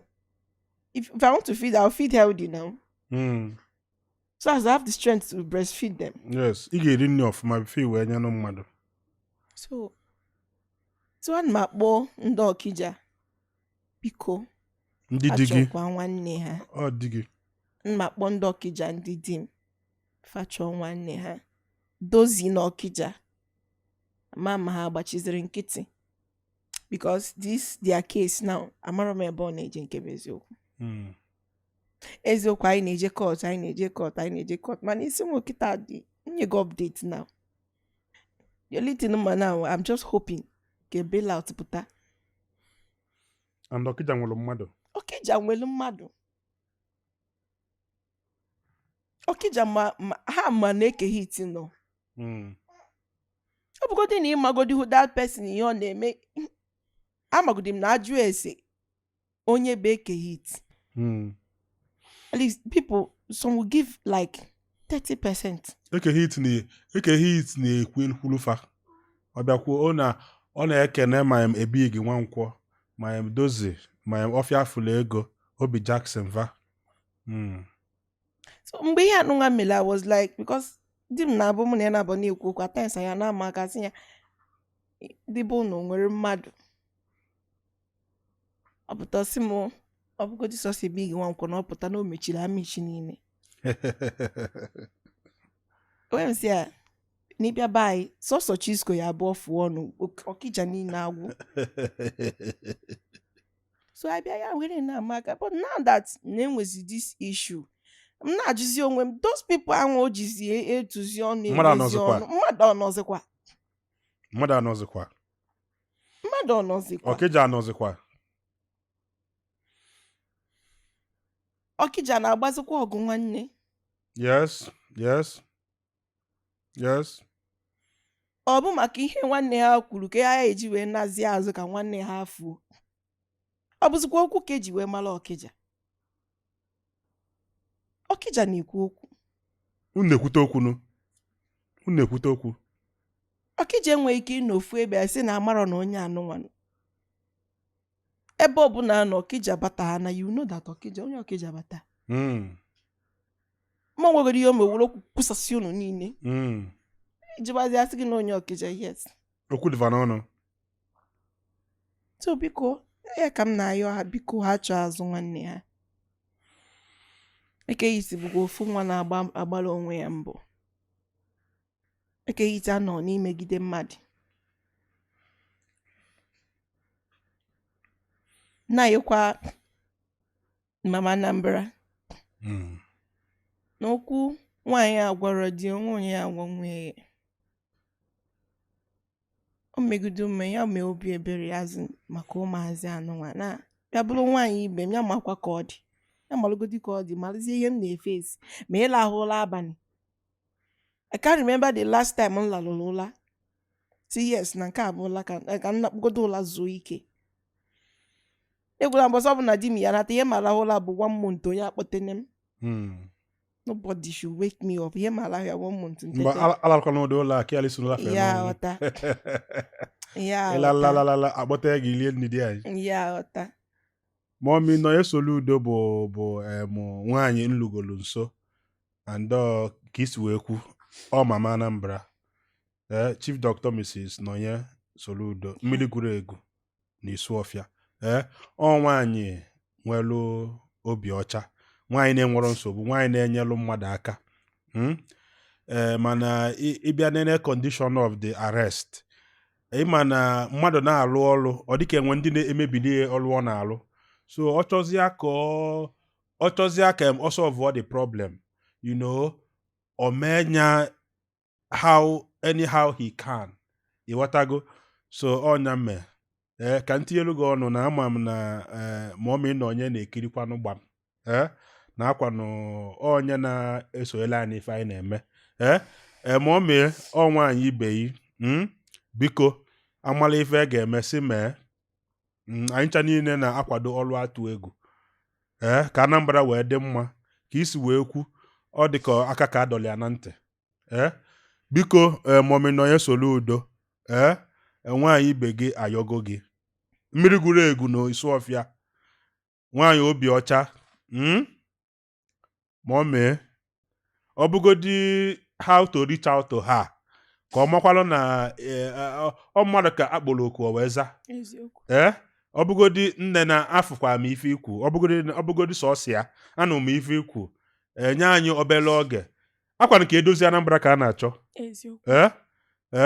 na-ajọkwu Odenigbo Agụata ọlụ atụ egwu chale nwa Mgbafọ Prọfesọ Charles Soludo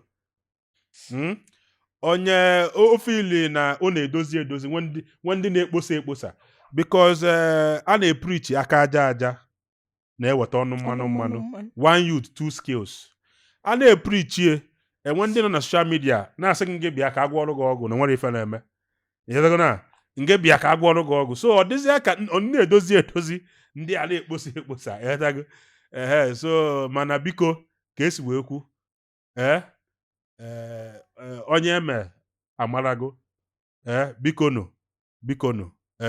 bikonu nwaanyị eji di ya eji bịa ịyọ ka amalụ ife ga-emekwanụ abalị wee sụọ ya nri kava ji ekwu ka amalụ ife ga-emeji abalị wee sụọ ya nri Adadicha ama m na ntifa akara nke anyị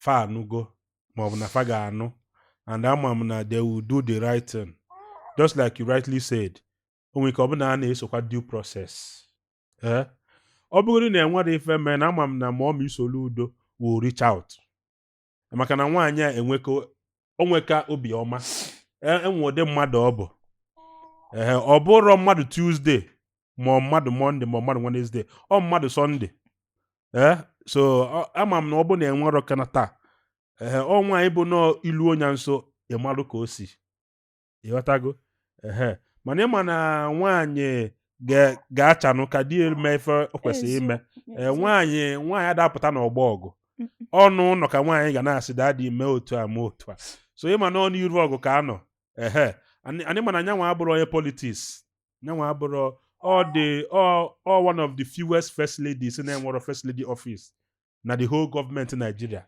ọ chọrọ politiks ihe ọ chọrọ bụ ka ndị Anambra na-adị ndụ na-adị healthy mana ama m na ọ ga-esi n'azụ mee one or two Adadicha enwe ihe ife ile na Eke Hit pụta kịta na onwe ike ọ bụ na enweghị ihe ọ mụta maọbụ ihe ọ ghọtago maọbụ na enwe difference maọbụ na enwe ihe ọ ga-akpatụ aka ma ọ pụta gaa n'iru ihe ọ ga-akpatụ aka bụ because ihe so were bute okwu niile abụ these four things ekwuru. Yes. These four things o kwuru na ya na-eme and na ọ na-eme. So and I believe na amụtagwukwu nke bụ eziokwu. So ọ pụta now ọ imetụ adjustment n'ụfọdụ okwu because yes ụwa adịgo learned and the people have gone through a lot n'aka ndị ọjọọ kwa. So for a neutral person ịpụta sị na ya na-egbu mmadụ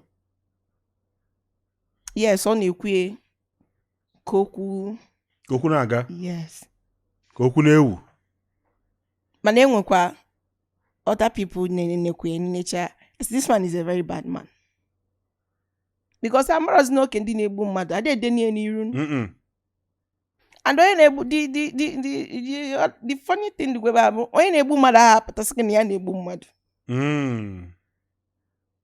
Amapụta onye na-ezu ohi ya a criminal will not come out and say I'm a criminal.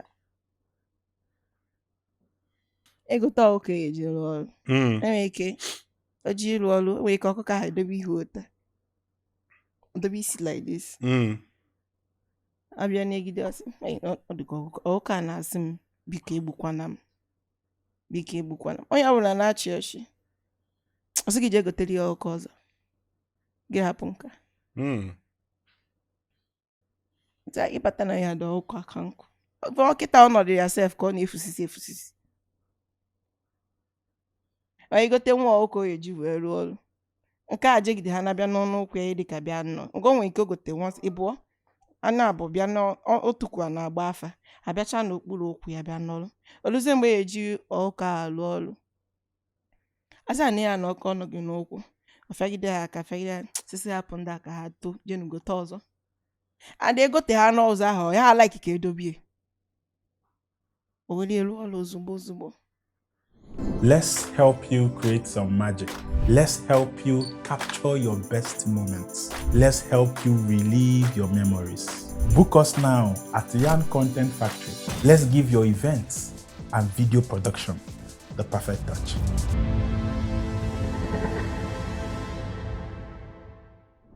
Please, let's not visit the sins of the father to the children. Otu ka ndị Igbo si asị ya, just like you said, ọ bụ na ọ na-eme ụmụ ihe ọ na-ekwugasị, ọ dị very very wrong. Two wrongs cannot make a right. Otu a ịbịago. And ka isi wee kọwaa o jikwa ọkpị ya wee jeza ndị udo ga-achị. Enwe ndị gbara ọsọ. Achọrọ m ịkpọcha afa. Enwe ndị anyị macha na-atụsa n'iru akwụkwọ gbachala ọsọ. They ran. Fa gbara ọsọ. Mana nyanwa jeze aza. Ịghọtago? Ahụkọchi ụmụada efe nene. Akụ ya? Ọ dị efe nene. Ew. Asịgo dịka ọ gbaba ọsọ. Onye nwe ihe o mee na-agba ọsọ. Because mgbe dị tinu mee, ọ na-ajụ m obi m ke ihe ikwu. Nsa m na jeza. Kwa na nsa. Nchere ebe ahụ ịma ihe a ji wee bịa. Ama m na ide ezu oshi. Ide egbu mmadụ. Ịra na ebe a na-akpa nkata ọjọọ megide mmadụ. So, afọrọ m ihe nwere ike iyi eji wee jebe akịta anụnwa na egbube gị egbube ma ọ bụ taba gị ataba. Onye a na-egbu na-agọla onwe. Otu a na-ekwu na ọ dịka omenanị na ụfọdụ na-asị na omenanị ga-ana ma ọ bụ omenanị ajọ omenanị nkewa. Ọ bụ na kọndishọn enyekwara na Eke Hit bụ nyapụta were ndụ anya Kraịst bụrụzie pastọ bebezie Jizọs.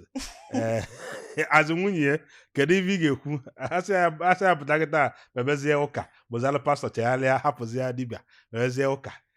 Fọdụ m na-anụ bụ Eke Hit.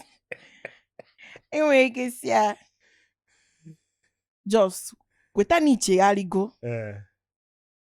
Si ya ọ bụ na ị chọrọ ị na ebe a kịta nakwuru nwunye gị na ụmụazị kweche ị na kịta sị gị isi ya ngwa ya chegharịa nyefee ndụ ya were ndụ ya nye Kraịst no repent okwu ha anya ya kịta ahapụ ya ọ nara. Di m na-anụ m ọfụma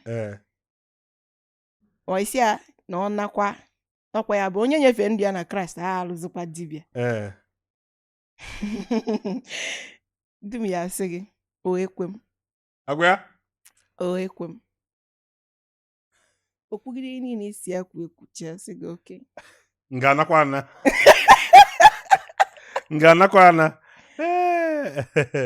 Aya sị gị ya nkwuche ya akịta nnakwu nwunye m na ụmụazị si ya aya sị gị oke ngwakwube. Ikwuchiche ọ na-analụta ụlọ next 5 minutes ebe ya afịa n'ime agwụnsị. N'ime agwụnsị gị ya afịa. Eke Hit akwa nna afịa na church sometimes. Enwere video ya mfe na church ebe ọ na-akụ aka. That was January. Crossover night also.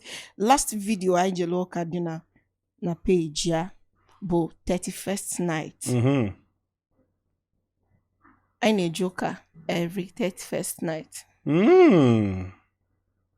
Ọ ya sị gị na ndị ọzọ na-eje na a na-ebe sọgara ha eme crossover mana ya nwere eje na church jeme crossover Yeah. because mgbe ọ na-etonite o sobu na ndị ozi o so rụọ ọrụ ụka so ọ nọ going to church before mewe about omenala so he's not against church. Yeah, he's not actually. He's not against omenala but the one he's against is the bad one. Oji ụka eme njọ oji omenala igbu mmadụ. He's against it. Ma ọmụ ka anyị na-eje ụka every 31st. Even my interview ọbịa okwu na onye na-asị na Jizọs ike adịrị ebe a na onye a na-asị asị ịghọtago na Jizọs dịkwa omenala dịkwa ịghọtago Oh, believe onye. Mgbe ya na-awa Korea. Yes, some people believe in Christ. Some people believe ọ bụrụ ọsọ Christ and the omenala Igbo bụ ihe religion dị na Mba, ọ bụrụ ya. Indian with their own. Yes. So it is true. China nwe. Yes. So and ịbịakwa na those countries enwekwe ndị mgbe chọọchị batara enwe people kwete na church. Ada go back to the Ịbịa ka ikurie. dokunye ya. Enwe ndị kwetalụ na Christ. Nwekwe ndị kwetalụ na that's their own religion before the Christ came in. Okay. So otu akọ dịkwa my husband is not against and me I'm not against. I was once in church too. Okay. A choir, a prayer warrior. Isi na ị na-agụ egwu. Yes. Gụrụ na anyị egwu maka anyị nugo dịka ịmụkalụ ma asị ka ị na-achịla anyị. Gbaa anyị obere touch maka ndị chọọ On my page. Okay. Yes. So bad. Adadicha, Queen of Culture. Okay, Adadicha, Queen of Culture. Yes. Okay. I won't sing it for some purpose. Okay, it's for okay. some reason. It's okay. It's okay. But anybody of natural is support him. Can go and check you out. Yes, check my page. So we are not against. But no, each is that thing in eme. Emejọ ndị ọzọ. Emejọ ndị ọzọ. Na ị na-eme nke adịrọ ma wuluzie nke a na-ekpuchi onwe gị. Some people are saying that my husband is against church. No, na-ekwut on the pastor. Ọ na-eme nke ọ na-ekwut on the pastor. Ọ na-ekwukwa okwu ọgwakwa gị sị gị na ndị ọ na-agwa bụkwa ndị ji ụka eme mpụ. And even before abịa this thing abịa bulia. Ọ dịka sif n'ọma. Ọ na-ekwukwa okwu ọ na-ekwe asị na ọ bụ na a ga-eme mkpocha na nzacha ka a họsịa ata n'etiti ọka. O kwubego before abịa onwe this issue. So and ihe ọ na-akọwa bụ ka a họsịsịa ndị dibịa nwa na-eme nke ọjọọ from ndị na-eme nke ọma. So and some people know when he feel that he's a very bad person. Eke Hit is an evil man. Eke Hit na egbu mmadụ. Though I won't blame them. All you have flow na advert. Because if I want to tell you this product now, my color gap based on him from their advert. So we are not against church. We are not. I don't know Eke Hit personally though. On a program I can normally Eke Hit. Man, few minutes money I spend go in my office before I be an interview. To be honest, all a two different personalities. You want to go? And then after the whole thing, nkata money and I furthermore. What I go? All a very and then Bob na Njolia as a familiar. Na my interview simba na familia no dey mekwa agum sebe familia no Ọ dị nkatọ familia no na ọbata ụmụ ya aligolia na enu onye ọbụla iwatago and then he happens to be a very lovely husband because I've seen some evidences and I've heard iwatago and I just hope na any message ọbụla enwe for him that now he has assimilated it. That's Obagia ime. Yes. Now your government biko ụfọdụ etinyego ọnụ sị na ọ bụ na enwe ihe ndị a si kwuo ọ bụkwa na enwerọkwanụ si masị alụnụ ọ bụgoro n'ụlọ ka ha si wee na-abịa onye na-agbara ọsọ mgbe a bịa chụọ ọnya ọ na-abụzi mgbe ebe eluli ebe elu ka ọ ga-agbazi ọsọ yotago so anyị na-etinyekwa ọnụ na-asị biko that the government of Anambra State, the government of Professor Charles Soludo na-achọ ka ha dozie Anambra ọ bụkwa na Eke Hit na ndị ọzọ eji ka e were ha wee mee ambassadors of good omenala because ọ dịzị ka onye ejide n'iru ọrụ ewezigharị ya wee kụzielu ndị ọzọ ihe just like nke a mee na Ibom ya na value jet asịzịa na-achọ iji ha eme ambassador of good conduct ọ bụkwa na Eke Hit nwa enwe mgbe onye nwe je na EFCC pụta preach bezie against ndị na-abụ ego maka na ejide gị oje pụta so ọ bụ na Eke Hit si wekwolu ya mekwolu ambassador of biko ka aka gị dị ọcha and nyanwa pụtakwu okịta akwụgbekwu anya bụ okwu ama m na ọ ga-ada ụda maka na nyanwa bụ onye hụhwa so biko ọnya ka m si ka mụ tinye ọnụ because asị m ka ị bịakwuo interview ka mmalụ ọra because that is the best I can do maka na mgbe anyị bịa mechaa interview anyị mere ya bụrụ nọ ka anyị wee tinye n'ọnwụnwa maọbụ ka anyị wee tinye na nsogbu anyị adịghị eme gbam ka a baa na nsogbu anyị na-eme gbam ka onye ọbụla bịa ịmalụ nke anyị na-eme ịchọ ka ụwanụ bịagoro kwuo ya ka ụwanụzi anya anyị etiezi enye ọnụ malụ ode ihe a dịkwa maka na ọ bụ na Eke Hit na-egbu mmadụ n'eziokwu gbam ezobe ya ezobe ịbịanụ gbam kwuonu na-egbu mmadụ ewee bịa jidenu gị tụọ gị nga ezigbo ihe ka ọ bụ anyị ama ejizi na onye a na-eme ihe a anyị ezobie mana ifugonu na ọbịago kwuo ya ha ejekwuo bụ gọọmenti si oke na ihe a okwu eziokwu ka asị so anyị amakwu dị na ihe a ga-adị otu a mgbe anyị mere ya interview ọkabịa wee fịọba ọ mgbe anyị postuzirie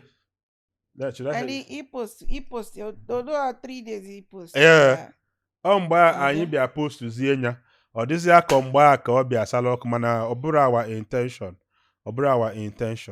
and anyị adịghị ajụkwa mmadụ ihe ọ ga-ekwu na interview anyị onye bịara interview anyị amarọ ihe ọ chọrọ ikwu Yes, that first day I bịalụ o nwere anything ọbụla ịnọ ka efu ka esi mee interview just like you came now ịghọtago asịrọ gị kwuo ihe a ma ọ jụwa gị ihe ị ga-ekwu ọ nke ọbụla ikwuzi na-anụnụ enụsịa anyị epostu maka na ọgbam ka anyị kpọrọ ya gbam anyị na-ekwu gbam Adadicha na nke ikpeazụ a enwe ya na-akpọ take your time na nke ikpeazụ ọ bụ na enwe ihe nna jụrụ gị ịchọ ka ịkpatụ aka ma ọ bụ na enwekwa nke ikwu ịchọkwa ka ị emphasize ya on ma ọ na ịnwere ekene ma ọ bụ na ịnwere ndụmọdụ ma ọ na ịnwere shout out ihe ọbụla dị gị n'obi nnọọ ịma na ka ya ala ilu ụlọ si na ha ọ bụka na mma nkwuo nke a ọ bụla ma ekwuro nke a so gaa n'iru take your time. Thank you. First of all, I'm kenagodi ndị gbam for having me here. And inyekwu the audience ka people know. And nekenekwa our governor Soludo, Professor Charles Chukwuma Soludo na ọlụọma na alụ. Nekenekwa ya na ndị bịa. So nekenekwa ndị Okija. Achọrọ m iji opportunity akene people that helped me out mgbe nọ na hospital. Yeah. Because that time ọ dị nka mma, ọ dị nka mma dị. Yeah. So I want to say thank you to all of them. Igwe Credo, Lady Amanda Chisom, I can't love you less. You really, really, really tried for me. Yeah. Nekinekwa Okija youth, people that came out and supported. Then no Nekinekwa ndi bai ndi ben na mubu ndi amici Newi South. Habago, they really tried and they are still trying. Let me use this opportunity to greet a legend. Yeah. Go ahead. Sorry. Nnedo Kulie Kujelu fa. Ngwakulu nke akuje. Like she's tired of the interview. Yeah. Our Queen Mother, in the person of Queen Theresa Onuorah. I know why I'm thanking her specially. Nekenia ndi Bwe Onuorah nini. They really amam kamesi wesiano Igbo. Amam kamesi wesiano Igbo. They came through for you or they supported you? No. Like, I learned something from them. Okay. And which that thing is really helping me. It's really helping me out. Na apụta na social media now, asina amonye bo Adadicha. It's from them. It's from them. So I want to really say thank you to her. And God bless her with long life. Nya dindo, dilayendo. Onyawa bu onu ejiwe maramba. Yes. Ya dilayendo. Ogonogo ndụ narị isi ike. Abịa n'ihe ọzọ nchọrọ ikwu. Anyị ekwuchego ihe niile. Mana ka m nyọtụkwa. Nna anyị bụ Prọfesọ Charles Chukwuma Soludo. Gbasalụ kesi dị ma. Ha biko. Ọ bụ na achọbụ ka o tọọ aka. Do. How will be not that here, obele? Because I'm for how many months I know they must have been through with all their investigation. Mana ha do biko. Ha wait to ata aka na BP ali bumofu bas. Amebugi. So Amebugi. and here's a more actually kukwabo. There are so many ladies out there, so many families out there. Because I know how many times people on my phone. Some ladies, some men, they will call and say, "Hey, please help me out. I'm not How did you do it? Is it IVF? Please direct me to the hospital IVF." The other lady, the last one, she was in pains. Though amara mi hona gabiga, but imago no ye no di na mutara nwa. Ebe niile na-enwe ọkụ. Okay. Yes. No to siwe gwa m okwu. We say sorry. Emere my IVF. And the man say kita na ebe a na-eme because I have no idea of it. If I have known, I would have let you know. So I want to use myself as a point of contact. That Chineke nna biko onye amụtaro megeni ya mụta. Ọmụmụ. Ihe m na-ayọ n'isi ha bụ ọmụmụ. Call onye nzagolu. Mbiazie m na-echeki. Hey. Ihe jigodi ihe na-enete na film. Memalizie ihe ndị a na reality. So I pray that na Chineke nna ga-enye ha the fruit of womb. And otu onye ọbụla si wee chee ka Chineke grant ya ha their hearts desires. You say? Bụ nke ọma. You say? Na-abụrụ nke ọjọọ. nke ọjọọ. You say? and the Anambra State here, the Kwama, You see? I believe. All these kata here and there. One day, it will become history. I say, hey, mgbenwa. A ga-enwe ndị kwe, nwee ndị ekworo. Mana ihe anyị na-ekpe ekpere bụ ndị kwe ka ndị ekworo. Ka obodo dị mma. Maka ọ dịkwa mma, o so dịrị mụnwa mma. Yes. Because aka m dị ndụ na-akpagharị na onwe onye ga-ama ihe ọ ga-afụ echi. And amụrụ m ụmụazị, amụrụ m nwoke, amụrụ m nwaanyị. So, and ha ga-etokwa. So if I didn't pray for a better tomorrow, that means I'm not wishing my children well. Yes. I'm not wishing them well. So, na onye ọbụla na-ewefute onwe ya alụ ọlụ ka Anambra dị mma. Ihe nnekpewo na Chineke na ga-enye ha aka. The good mission they have started, they must accomplish it. So, and based on ihe na-eme now, mmasị onye jizi na ọ na-ekwute ihe ga-eme. Unlike my husband situation. Mind what you say. Mind what you say. So, ọgwụgwọ kọrọ m n'ọnụ. Daalụ. Okay. Ụfọdụ na-eche na ime IVF. Yes. People have called. And the marriage bụ IVF. No. Oh, natural conception. It's natural. Nwoke bụ Lewandowski. Dọgbadị na nwoke. Ihe ọgba hat-trick. Ọbasa.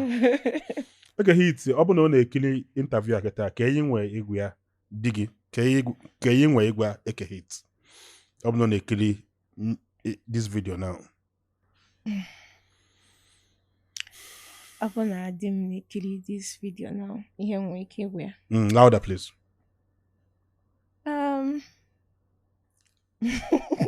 Hey.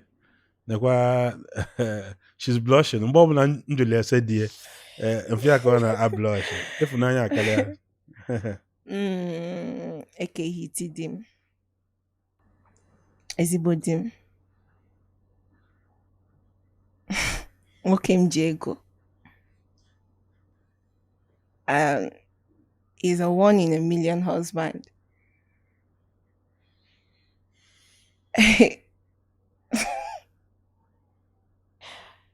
Ihe m wachi egwu ya bụ that na otu aka ọ dị njọ,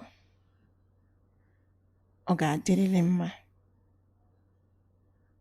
And ebe anwa ọ nọ,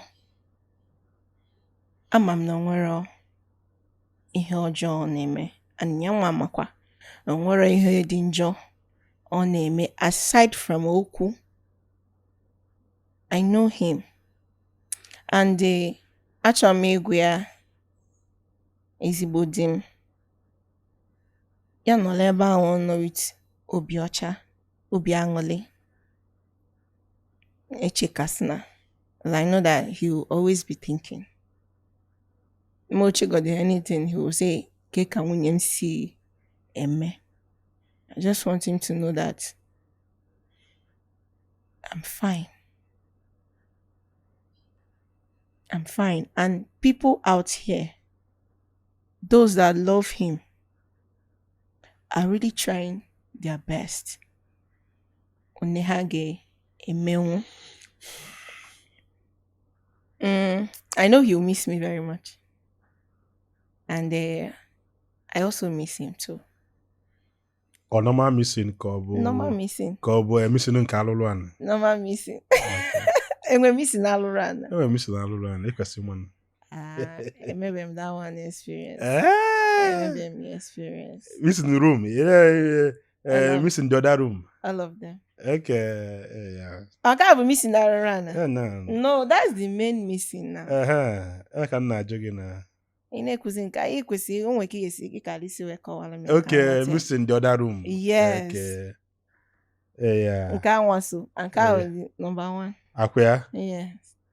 Ya na ọ pụta kịta ọ dị ka ụmụ ike ije honeymoon.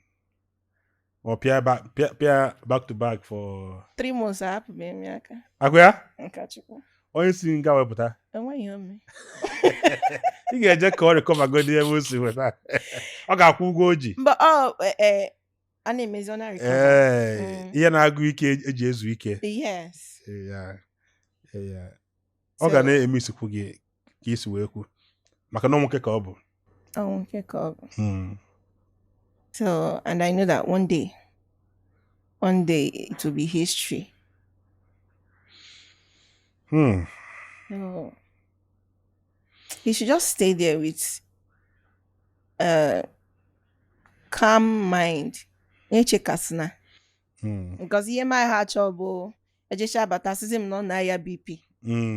I sizi m no kidney mo liver mo nke ma. Yes. Awọta. Achọrọ m akụkọ. Achọrọ m ya bọpụtazi asị if you go to go see where they now you will not disturb this man. He cannot happy this and that. Achọrọ m ịnọ dị aka. Otu anwụ ọ dị wepụ. Ansi chọkwa ka ọ dịkwa wepụ. Ndị kwalugo otu a wepụ. Yes. I will always try my best with the help of the lovely people. We will be fine till you come back. Achọrọ m ịbịa sịwa gị nge kpọọ account number because ama m na enwe ndị ga-alike ya ha nyelụ gị aka kọgharị dịka ya bịa irezi ego maọbụ ịyọ ayịyọ kama enwe onye n'idizi ịnụ ka ntinye na comment section or something you would like to call for ndị chọọ inye aka. Aka mana mmadụ yọrọ ayịyọ da nọzuru oshi. Okay.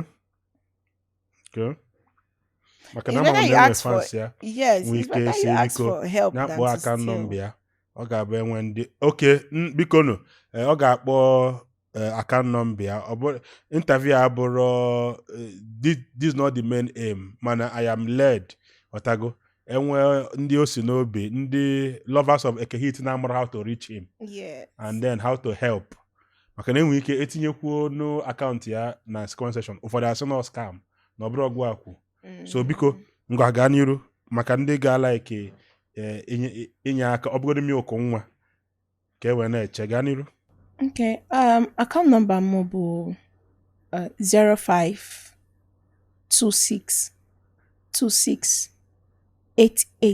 0526268893 GTB Bank and afa dị na the bank bụ Elizabeth Chinasokwu. Afa na bụ Elizabeth Chinasokwu. Yes. Chinasokwu ka ọ bụ Chinazokwu? Chinasokwu. Chinazokwu. Chinasaokwu. Chinasaokwu. Kpọọ dị akaụntụ ọzọ ịkpọọ dị afa. 0526268893 GTB Chinasokwu Elizabeth. Be dị na the account. Daalụ nne. Anybody ọbụla osikwa n'obi to assist.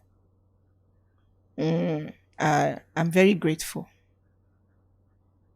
And ebe onye ọbụla sikwa wee wefuta wee ji support mụ na ụmụazị.